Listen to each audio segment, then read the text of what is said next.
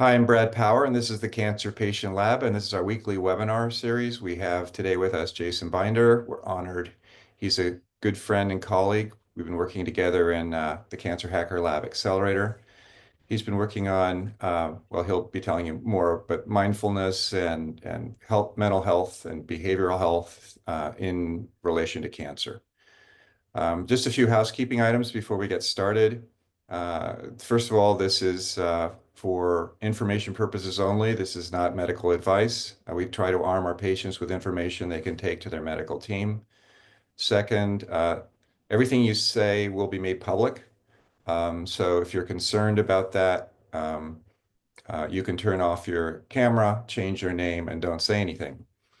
And then third, we are a nonprofit patient-led organization, and we depend on the kindness of people making donations. So if you would like to make a donation, you can do that through our website where we have a donate button. With that, I'll turn it over to Jason. Thanks, Brad. Thanks, everyone, for having me. Um, Hi, yes, I'm Jason Binder, the founder of Aware Coaching, and I'm going to talk to you a bit about relational health and navigating that as an unmet need in the cancer journey. So, thank you, Brad, for having me. And as he said, I had the opportunity to be part of the Cancer Hacker Lab and learned a ton. So, if you're thinking about being an innovator or getting into an accelerator, highly recommend what Brad and Ari have done. And this is all about relational impact of cancer. So we're very patient-centric or caregiver-centric in the way you think about these things. Being in pharma for 25 years, patient centricity was drilled into me every day. But the intersection of the caregiver and the patient is really core to relational health, quality of life, and clinical outcomes. And I don't think there's a enough said about it or enough tangible things to help those relationships thrive as we go through a cancer journey. Obviously, cancer is going to, it's personal to me, and I'll tell you a little about our story in just a minute, but um, it sends shockwaves through your life. Your roles change, your priorities change. There's this uninvited guest into the relationship, and you're constantly overwhelmed with grief of denial or anger or sadness or numbness that's kind of knocking you out unexpectedly. There was a recent publication around neurocare where there was actually specific interventions around stress and coping for caregivers, and surprisingly it had positive impact for those that are caring for people with primary malignant brain tumors, which I've been dealing with my wife who has glioblastoma since February 2022. The other thing that I have learned on this journey is that um, there's a disproportionate and major impact when she's the patient. The American Cancer Society published this article several years ago before COVID, and it showed that women face 6 times the amount of separation and divorce in couples that have cancer when she's the patient and he's the caregiver. So, as a dude, I don't like that. And it suggests that it's a lack of commitment. I'm going to argue that it's a lack of capability about men being able to hold all of this in a way that doesn't allow the voice of, hey, it's better if you go do this other thing and leave them all on their own. So that's part of the reason in the birth of relational health coaching as well, that burning platform as a father of 3 daughters. This is Tracy and I. This year we'll celebrate 25 years of marriage, 33 years of friendship. I think, as I said before, I've had 25 years in pharma at 3 major oncology drug development organizations where I led data, digital, and AI transformations. Uh, Put that together with a master's degree in Christian leadership and a life coaching certificate. We've developed a practice that's really steeped in grief, trauma, and loss. We experienced that ourselves when my wife went to go to the ER. I went to church and she called me and said they found a 4 centimeter brain tumor, um, which led us to 2 surgeries, 30 plus rounds of spinal and brain radiation, 6 rounds of chemo, shingles, wearing Optune, and a prognosis that she's outlived 4 times already. And then it made me a caregiver. We have 5 kids, 4 biological, 1 adopted between the ages of 16 and 4. I was doing a lot of caregiving. Now I'm taking on a lot more of scheduling and finances and, just all these different things and medical decisions. And out of all of this personal experience and professional expertise came aware coaching, which drives the importance of communication, vulnerability, and developing resilience. So that's the business. That's what we offer in terms of driving relational health, getting really good at self-awareness. Because when you have self-awareness of your heart, you can have eyes to see and ears to hear and become aware of not only your own journey, but that of someone else who's suffering, and you can be more empathetic in how you do that. So if you were to come to Aware Coaching, you and your spouse, partner, one of you's caregiver, one of you is patient, you're going to get one-on-one sessions with a coach like me. There's going to be lots of guided activities that I walk you through. I also have an AI digital twin companion that can help between sessions. So you don't have to worry about getting a hold of the coach. You can go through the guided activities and ask it questions to give you feedback. And at the end, you've got a resilience covenant that you can use when things flip upside down again, grounded in truth, promises made to each other, promises made to self, to ground you when you get that, in our case, the recurrence. So we're not always face to face against each other because of cancer, but we can be shoulder to shoulder as we put that out in front of us. So to personalize this, I use several clinically validated scales. So I've got an emotional intimacy scale, some resilience scales, some specific quality of life measures for patient and caregiver. And that helps me to then look at the curriculum and best fit it to what those gaps are so that we have a customized program based on connecting, affirming, reflecting, and empathizing that can fit those gaps, fit those needs, fit those opportunities together. So it's not just a one size fits all. It's really going to be data driven, which we can then measure halfway through and at the end of our sessions progress, but also really be fine tuning where those gaps are between you and your relationship, emotional intimacy, um, you know, resilience, those things that really drive your ability to handle treatment after treatment after treatment. Drive for us is driving 30 miles to Wake Forest every day, 5 days a week for 6 weeks. It wears you down. And if we have something to ground ourselves on in our relationship, we can get up and do it again together. So if you want to humor me, we'll take the emotional intimacy scale together. So think about that person who's closest to you, whether that's your spouse, the closest person in your journey, and rate between 1 and 5, where 1 is strongly disagree and 5 is strongly agree. These 5 questions, this scale is 5 questions long. So this person completely accepts me as I am. I can openly share my thoughts and feelings with this person. This person cares deeply for me. This person would willingly help me in any way, and my thoughts and feelings are understood and affirmed by this person. So take 2 seconds, go through those, score them 1 to 5, and I'll hit the button in just the count of 5.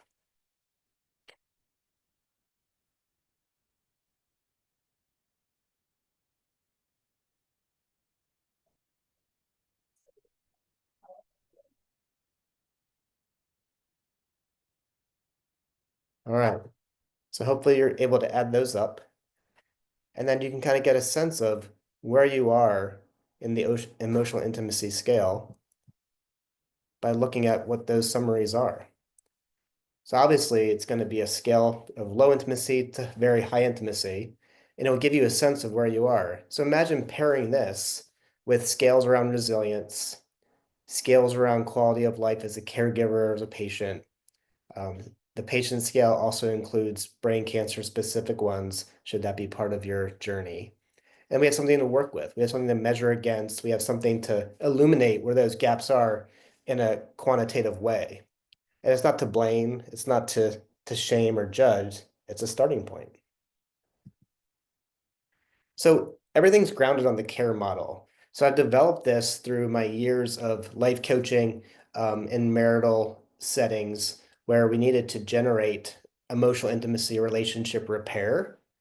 And basing it out of emotional connections and intimacy with connecting, learning how to affirm character, affirm values, affirm and pour into the other person by being observant and intentional, reflecting and being thoughtful about how past experiences or circumstances have played out, and learning how to express your needs out of that, teaching people that they have needs, teaching people that they have heart languages.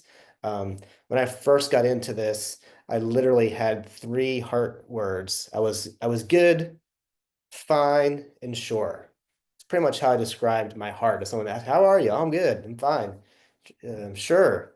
But as I learned, as I had to work through all this, I realized there's a lot more to me. And as I was able to put feelings to words, when she gives feelings in words, I can better understand what she's going through, and I can become closer and more united because of that when I empathize and generate compassion, the ability to validate how she's feeling in our context. So everything I do is around exercises and activities in the care model. So those things might look like emotion mapping. Where am I? What do I feel? What's the trigger? And where do I feel it in my body? A lot of that, they talk about mindfulness, kind of centering, understanding where you're feeling these different things and doing that multiple times a day. Not only do you get better at naming it, you can, as someone who's data driven, you can look for trends, you can see cause and effect correlations, and be more proactive going into those situations the next time. Um, a lot of people in a marriage or in a dedicated relationship, they don't think about the we, right? I might think about you, I might think about me, but what's our frame and concept of we? So I work them through exercises to develop shared values. What are my values? What are her values? What are our values? And then really have something to work off of in terms of a foundation. Again, affirmation is celebrating each other's strengths, identifying resilience, um, and continuing to call out appreciation, because the silent killer relationships is bitterness and resentment. And if I hadn't gone through my own process of learning these things, when I'd say something to Tracy like, "I just need to get away from cancer today," she hears that as, "I need to get away from you." And I have to be able to nuance that and explain how it's not you, it's this, and then empathizing that she can't get away from it. It's in her skull. It's on her treatment is on her head.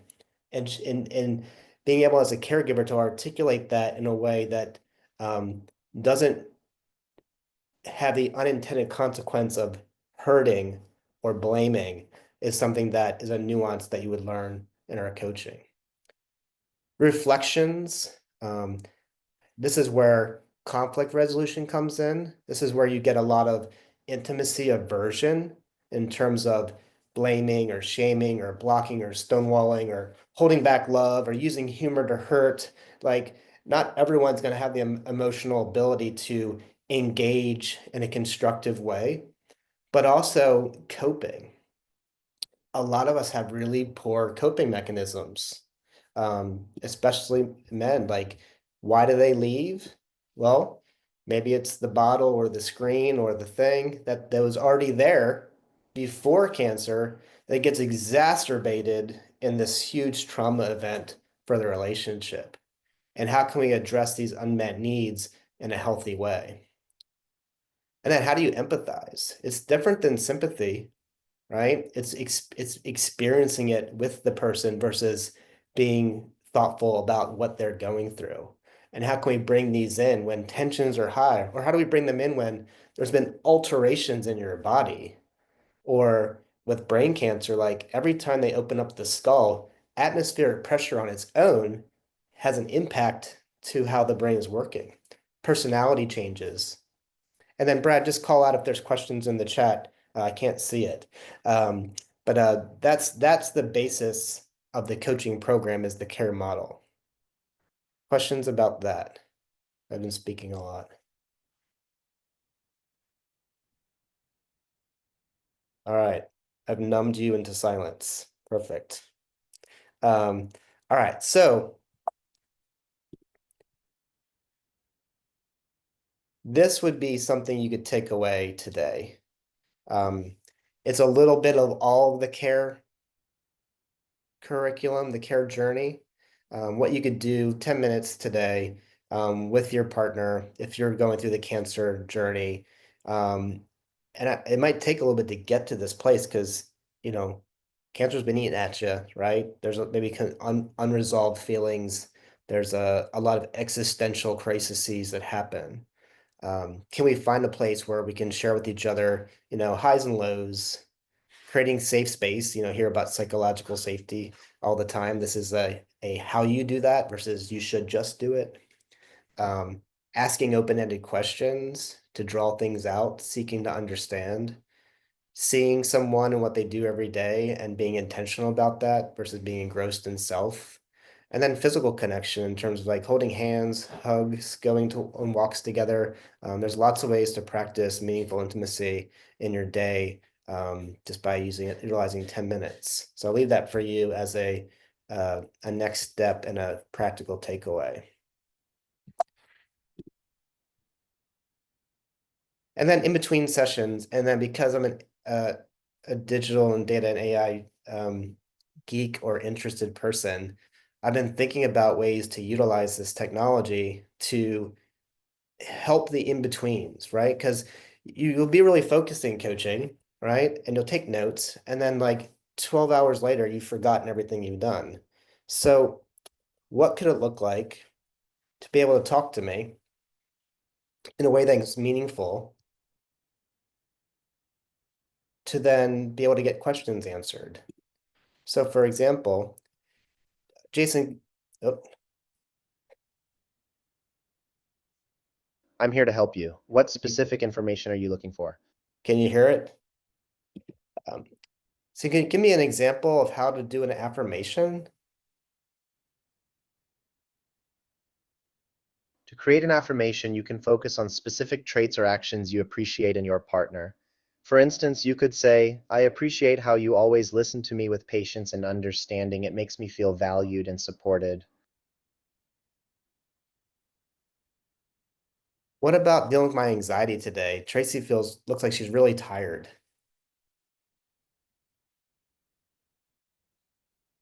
When dealing with anxiety, it's important to acknowledge your feelings and practice self-compassion.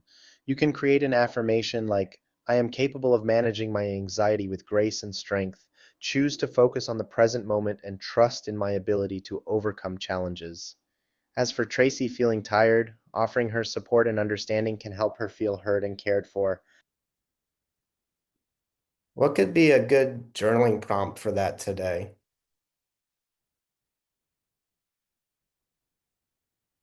A journaling prompt for today could be reflect on how Tracy's tiredness impacted your anxiety.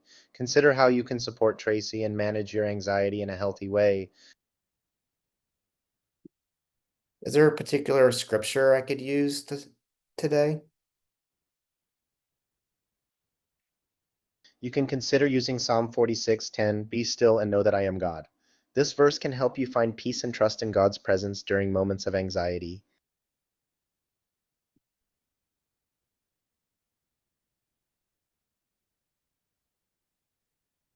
So that's just a sprinkle of what the AI is capable of. It's trained on several resources that I love. It's trained on the full care curriculum. And then as someone who's gone to seminary, if there's a spiritual angle, it can go there too. So it's the first generation of my digital twin in the coaching realm. So There are a lot of benefits, and these aren't just what I've seen. This is what the literature suggests in terms of relational health coaching as it applies to cancer. Stronger emotional bonds lead to lower stress, improved well-being, and better coping, because negative coping destroys relationships. Better physical and psychological outcomes. Interventions will help with reduced pain, fatigue, distress. Improving the relationship between caregiver and patient actually has impact to adherence as relates to taking medicines and survival rates. And then holistic approach to cancer. So like, as I said, we're very patient-centric, patient support groups, caregiver support groups. We treat them with drugs, or we treat them with, specific things. I think the we approach to this, centered into integrative and comprehensive care for cancer, is an opportunity to bring this into holistic practices. So this is what the program looks like. So for 12 sessions, it's $2,400. So you get 12 hours with me. You get the full curriculum. That's a full e-guide with exercises within. You get to have access to me and those guides. You get access to the AI to take you through it. And that's the offering today. Everything's on Zoom. You would schedule through my Calendly. I have blocks that are mornings and evenings and afternoons. So it's very much at your own pace and at your own availability with lots of flexibility. I utilize AI note takers if that's of interest. So we have all the details provided during and after if you want to come back to some of the guidance. There's a blurred out whiteboard that always has stuff on it. So we talk about those types of things. And then I have a nonprofit entity called the Aware Foundation that provides scholarships to those who couldn't afford it because of financial toxicity. And the way I see this going into 2025 is being able to package the entire digital experience as a product on its own so that it can scale to multiple people and not have me as a bottleneck. Obviously, I think I can provide a great service, but as the technology continues to improve, I think you'll see a lot more opportunity to reach more people that way. So why would you choose Aware Coaching? As I said before, through my own personal experience of being a caregiver, understanding how to navigate. When Tracy's cancer came back in September of last year, I was able to do multiple second opinions. I was able to do multiple clinical trial navigations. I was able to get directed and access doctors personally because of the background, the experience I have of navigating the system. And then obviously getting connections with Brad and Ari and those folks. It's just giving me a broader network of connection.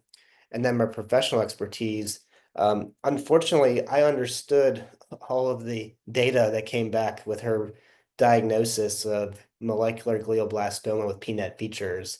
I could find that there's just a handful of use cases in the literature, and the prognosis was terrible. I can help people bridge that clinical into the compassionate guidance of navigating this gray, especially in rare cancers when recurrence is an art project, not a standard of care. And then being able to help unify people to see this as something that can not be a not not have pain be the plasma cutter of their relationship, but it be the welding of them together that no force could pull apart. So I wanted you to take away that I've got a proven communication vehicle in terms of the care model, that's going to have lots of good experiences and exercises. It's baked in to have resilience as a key outcome and a deliverable in terms of your resilience covenant out of the experience. There's never going to be a time where you can't get some sort of help and guidance based on utilizing the digital twin. And the data shows that relational health improves physical health. And I think when you've got cancer, and if you've got one of those harder diagnoses in terms of the stage, or ones where there just aren't a lot of choices, we're gonna use every tool in the toolbox, known or unknown, to continue to be here and be part of the life that we've been given. So I'm accepting new clients if that's of interest to you or someone you know. This is how to reach me. We do free 30-minute consultations. So there's no financial commitment. And you can learn more about the services at myawarecoaching.com. And then if you would scan the QR code here and complete the survey about the presentation. I love ruthless feedback. It's part of being in product development. The better feedback I get, the better I can make this for the next people. And I really appreciate the time. So I wanted to make sure there was a lot of time for Q&A. And thank you, Brad, for giving me the opportunity to share Aware Coaching. Thank you, Jason. And everyone, if you use the raise hand feature, Jason, you can turn off share screen, and then also the chat if you want to submit questions to Jason. I'll get us started. Jason, one of the challenges in I don't know, I'll call it a soft discipline. I guess I'm an engineer type by background, is how do you act, sort of make tactical the kinds of services you provide. And I think you did a really good job of that. But could you just go through a client case? Just, somebody showed up, they had this issue, you had this conversation, and this is what it was like from their perspective. Just to give us kind of that, imagine what it would be like if we were working with you from a patient perspective. Yeah. So as I was starting this out, my initial model was one of trying to make it all free for everyone. So I got a few folks that bit with that. One was a GBM caregiver. She was with her husband, and she had been caring for him for 5 years, to the point where she said she doesn't know who she is anymore. And it was really kind of one, every time we met, there was this unloading of burden that I was happy to receive. And then second, it was a lot of encouragement as she battled 24/7 home care. Um, she battled fear of the next thing being the final thing with him. And what I was able to do is help ground that and be a great listener for her at the beginning of that process. So in the initial conversation, um, people come with this overwhelming sense of fear and unsettledness, what to do next, and letting them know that that's not abnormal is really a great starting point. Giving them the ability to kind of vomit all that poison, all that stuff that's happening in a way that's non-judgmental has been some of the things that I've been able to do with several folks that have come my way. So that's a good starting point. Before we even get into work, there's this backed up amount of stuff that needs to come out, and they need someone who's just going to receive it and then hold them in that. I hope that was helpful. I think that reminds me of a movie like The Blue Line, I think it was called or something. Did Okay. Yeah, I don't know if you saw that. It was in a prison with anyway. The character could have just absorbed all the poison and take it off of the person who had whatever the illness. Oh yeah, the Tom Hanks one, The Green Yeah. Mile. Yeah, there we go. Well done. Any questions from anyone else?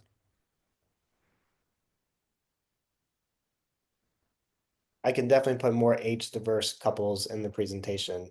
That was my comment. Thank you very much.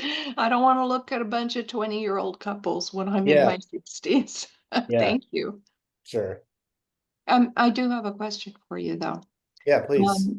So as a cancer survivor, what I have found is that it's too easy to get lost in screen time. And I'm a member of therapy groups, and so is my husband.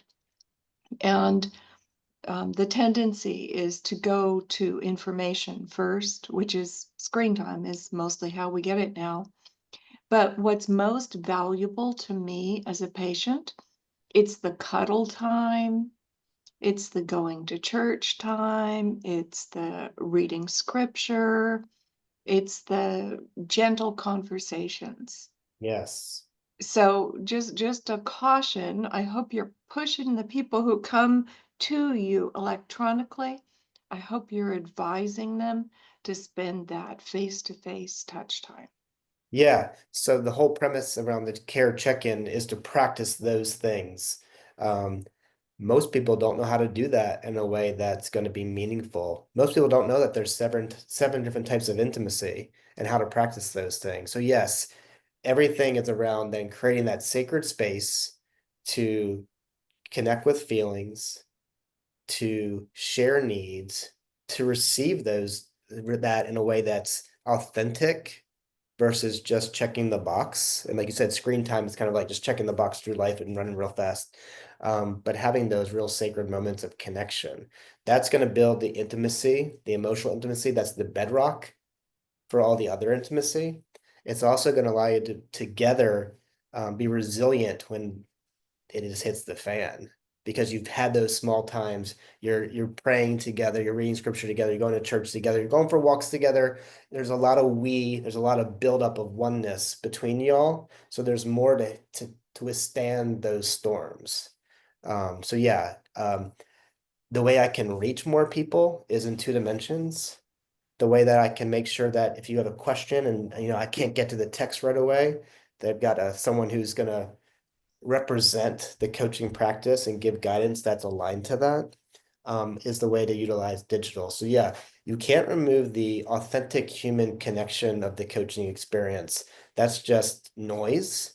So it has to be something that's going to drive that exercise between y'all to generate that connection through what I'm trying to do in a way that's repeatable and evidence driven that actually drives those results. So I think that point's perfect.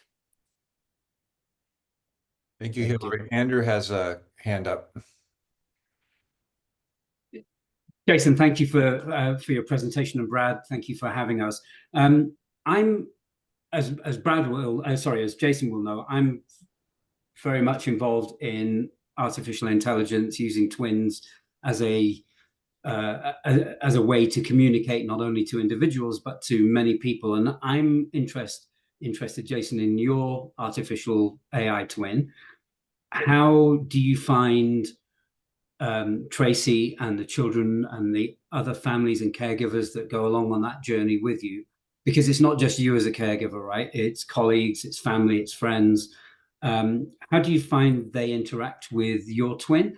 And does Tracy have an AI companion twin of her own? And if not, are you looking at getting her one? Yeah, good question. So my kids think it's the most cringy invention ever because the mouth doesn't look exactly like me. So immediately it's like, that's weird, that's not you. But for those that don't know me, you don't know that that isn't the Six Sigma representation of me. And it's human enough to be credible, in my opinion. I still think with some software engineering horsepower, I can make it better. Um, but yeah, I think with people who don't know me, they would take it on face value as something authentic, knowing that it's not to replace necessarily at this moment, it's to augment. There's no plan for Tracy to have one at this moment. I think there's value in being able for her to share that journey from a patient perspective. It just isn't on our roadmap. I think there's some other good ideas out there that are thinking in those lines.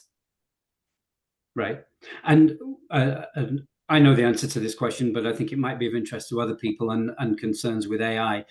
I'm assuming that the interactions that somebody would have with your AI companion are confidential and private. It's an amazing ability to ask somebody or something that's a representation of somebody anything you want and get back any answer that you want without fear of upsetting that the person that you're effectively speaking to, right? So it's really good for mental health. But how do you ensure that there are guardrails in place so that your AI twin can't do something inappropriate? Yeah, so you're able to train it on specific things. So it's going to reach from a knowledge base versus from the internet. And there's levels of tuning that you can have in terms of how much freedom you give to that, that allows you to kind of manage that. In terms of everything I have being is like private, compliant, all those things, like this is my beta version of that. I think there's still work to be done. But the intention is really around knowledge sharing at this point. So that's kind of where I'm at. So you can tune these avatars to be 100% expansive into all the knowledge it can reach into, or you can whittle it down to the knowledge base that you give it. Yeah, and you have the ability to train it so that it looks like you, sounds like you, has your core Absolutely. values, and has information that's really specific to you, so that if somebody is wanting an interaction that really feels like it's with you, that your AI companion is pretty Exactly. much able to do that. Yeah. Is my voice on there as well. So if it wasn't 100% clear, you can upload voices and those types of things. Right. Thanks for that, Jason. I'm a little confused because digital twin has a particular meaning to me. It comes from industry where they have a simulation model of a piece of hardware or something. And so the digital twin is a simulation that you can then run experiments against instead of doing it on the thing itself. I think Avatar is more along the lines of what you actually have created. And then it reminds me of, I interact with Chat GPT and you can choose the voice, or, Google Maps, you can choose the voice and it can be anything you want. It could be somebody who's British, a woman, a man, anything you want. And so what is your thought process because you made it be you, is that because you're using you with Tracy, or it's you and it's a surrogate for you when you're not physically available so people can interact with a digital you? Because it might be taking that a step further. It might be, what's the ideal avatar for that individual that would be make them most comfortable? It could be their grandmother. I don't know, what it Yeah, might yeah, be. yeah. No, Brad, you're right on. So this is germinating out of aware coaching and me trying to scale this product, but you're right, like maybe there's a better way to do it for the mass, that it's the relatable face that they want to see with the relatable voice, right? It still can be trained on the core content so that the information share and the tone is still the same. It's empathic, compassionate. It can bring stuff up from the curriculum to guide. But yeah, maybe it's self-service, maybe it's other types of faces that bring stability and resilience to the conversation for them. So I think that's a good build. Brad, if I may just expand on that a little bit, one of the reasons that we don't generally call them avatars is that we're actually only a couple of iterations away from them really being lifelike and literal twins. We're only a couple of years away from them being holograms. So for us to get stuck with the name of an avatar would generally, that would kind of restrict us a little bit. But the next iterations that are coming out are really quite fantastic. Yeah. Aubrey has her hand up. Yeah, thank you. Just a few questions, Jason. So recognize that for the majority of partners, one of the partners has had cancer. In my situation, my son has had cancer, and is a survivor, and is a 7-year survivor right now, and still there's underpinnings. And so would just love to understand kind of how adaptable it is to different stages of a cancer journey. There's there are different ways to kind of process, and certainly different things that are out of our control, but just wanted to Yeah, ask a little bit about that. no, I think that's good. So right now the coaching program's focused on, partners. So it's not going to be parent to child, but it could Yeah. be that we could adapt to that. But there's a difference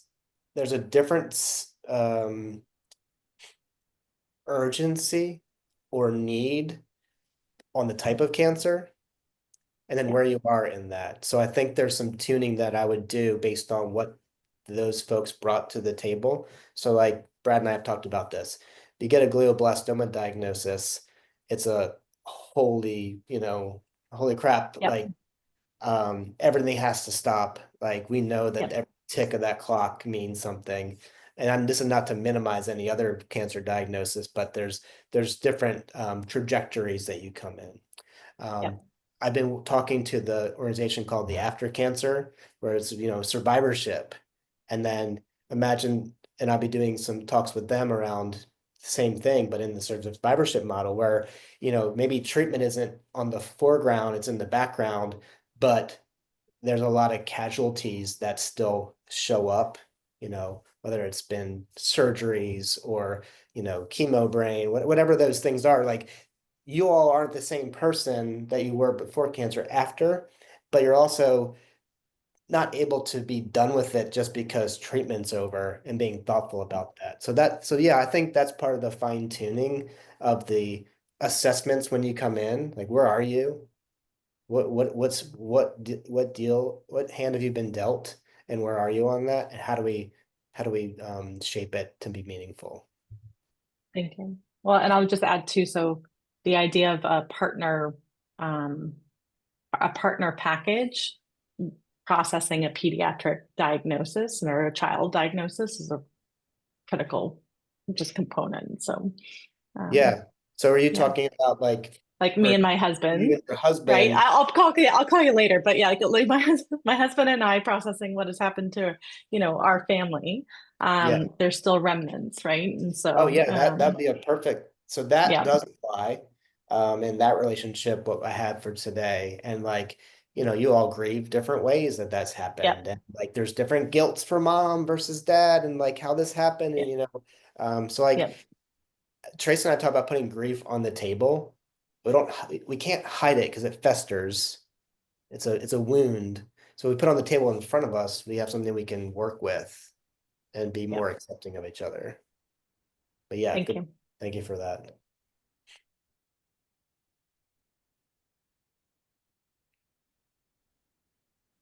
Well, if we don't have any more questions, we can wrap a little early. Does any more questions from anyone for Jason? Yeah, I have. Okay. I'm not sure if anybody else tested it, but the QR code is giving me a upstream connection error. Huh. That happened to me too. What? Sorry.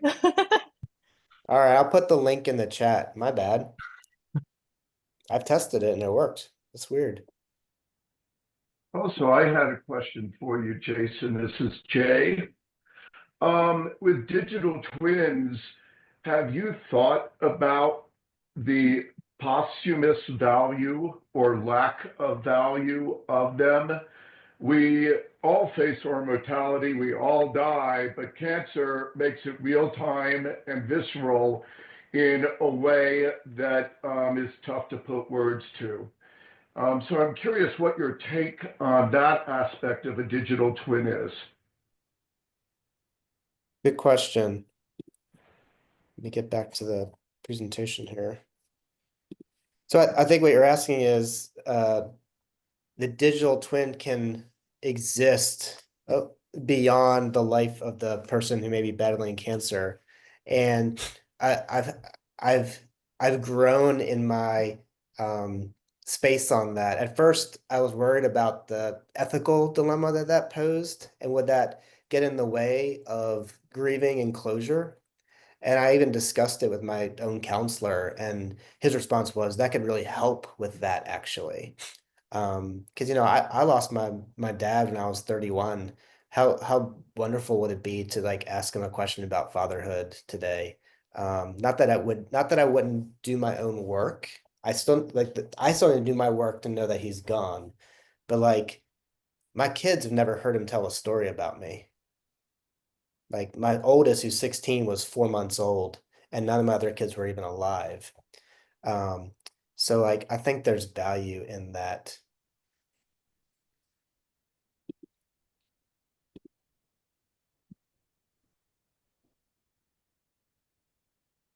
that helpful, Jay? All right, cool. Yes, thank you. I put the link to the survey in the chat. I'm not sure why the QR code's not working. So I appreciate your feedback and happy to take any other questions. Happy to take criticism and feedback as well. So I liked Hillary. I can do that. The cool thing about the program I use is it's AI generated images. So you can just tell it to, hey, let's have this one be a little more diverse. Yeah, I was even thinking about in this day and age, people aren't heterosexual normative. So, showing some examples. We've got race, we've got different sexual orientations. Thank you. Yeah, sort of maybe just mix it up a bit in the imagery. Thank you.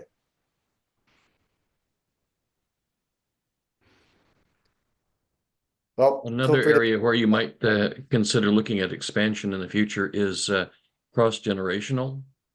In my case, it was between me and my grandmother. Mm, And